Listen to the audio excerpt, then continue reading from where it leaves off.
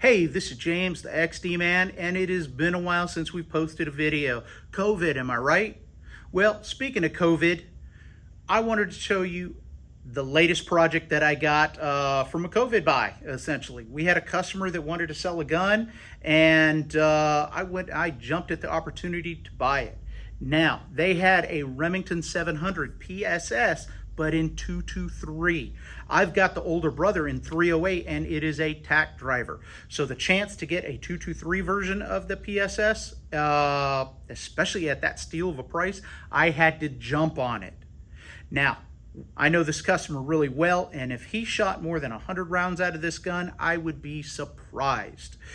This customer likes to customize their guns, but not shoot them often. And when I say customize, I mean they like to take spray paint and spray everything and make it look nasty.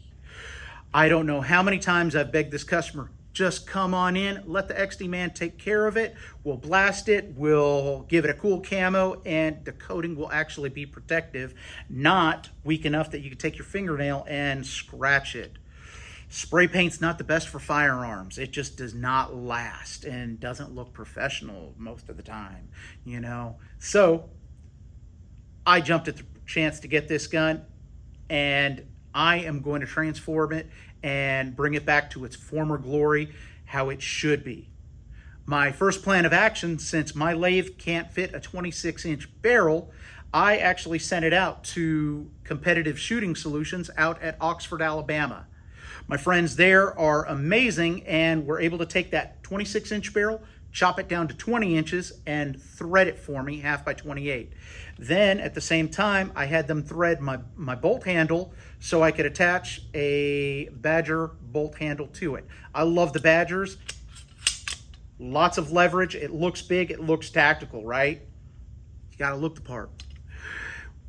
I chose 20 inches because after you add a 5 to 7 inch suppressor on the end, we're backed out to the 26 inches that this gun was originally. So it fits in the same size cases and whatnot as it would have from the factory. So that's my thinking there. Now, on the HS Precision stock, we're going to do a couple things to it. We are actually going to add some grip texture in the palm swell area. I am going to get rid of this nasty, sweaty looking Amazon special cheek riser, and we're going to put a Kydex cheek riser just like we did a couple years ago with the Mossberg MVP project. It'll be fully adjustable, it'll look good, it'll be a carbon fiber looking Kydex, which looks great. Now, here's the crazy thing that we're going to do.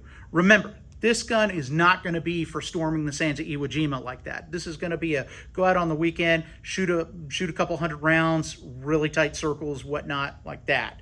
So I am going to mill this mag well for the Magpul magazine action well.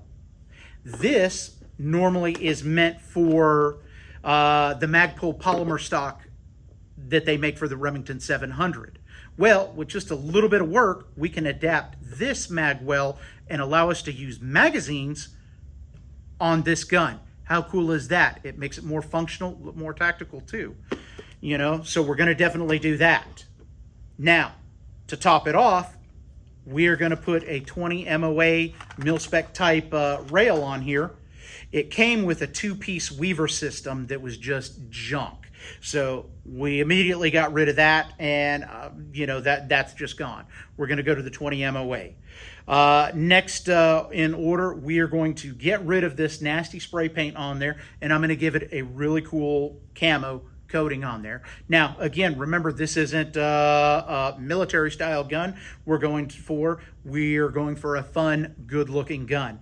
I think I'm going to go with a metallic orange, like a blaze orange, but with a little bit of flake in there. That's just going to make this gun shine, but it's still going to be a camo type thing. I'm thinking the topographic type camo like TamFam uses would be really cool with this gun and make a really cool package. Now, to top this with glass, we made an order from our friends at Vortex and ordered one of the Venom 5x25 by 56. This thing is huge. You know, think of Trump, huge. Look at the size of this thing. Makes my hands look tiny, right? So when you top it off on there, look at that thing. It's massive. But, oh man, if you've never used one of these Vortex scopes, 34 millimeter body, 56 millimeter objective, brings in tons of light. I opted to go with the model that doesn't have the illuminated reticle because, again, we're going to be shooting this during the daytime. We don't need it. So I saved a couple $100 on that, you know. Now, got to order the precision set rings for the Vortex scope. Got to keep it in the same family, right? Look at how massive these rings are. Cool thing about these is that they're serialized and they're machine matched together to work with each other. So you're guaranteed that they're, one, not going to move, and it's going to be super accurate.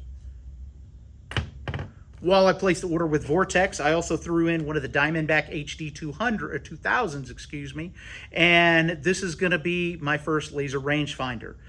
This is one of their new ones, and I can't wait to start finding out how far stuff is, you know. 3 inches. I also got to thank my guys over at Vortex that they sent me a shirt in fat boy size, 3XL. I love to eat, but I also love to shoot. Thanks, Vortex, for carrying the fat boy sizes. Got to have that, right? So, this gun is old enough to have been included in the older Remington trigger issue problems.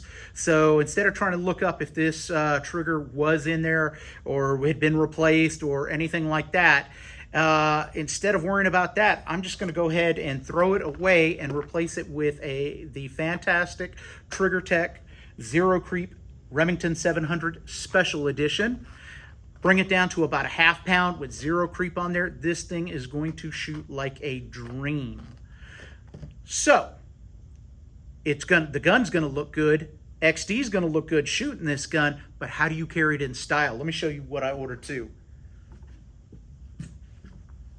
Check this out, a Pelican style guitar case from Savior Equipment that has little rollers on it. So if you need to take it to the airport.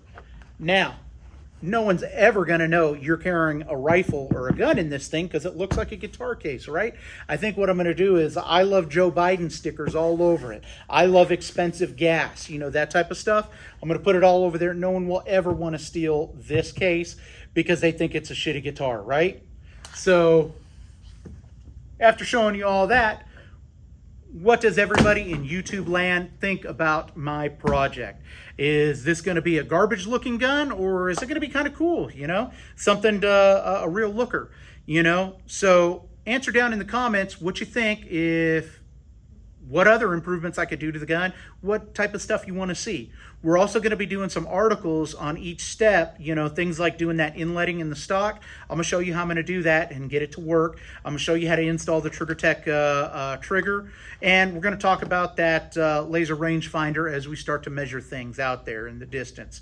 And then after it's all said and done, we get it sighted in. We're going to take it out there to the Talladega, Alabama CMP range and take it out to 600 yards and see how accurate it is, you know. But tell me what you think. Subscribe.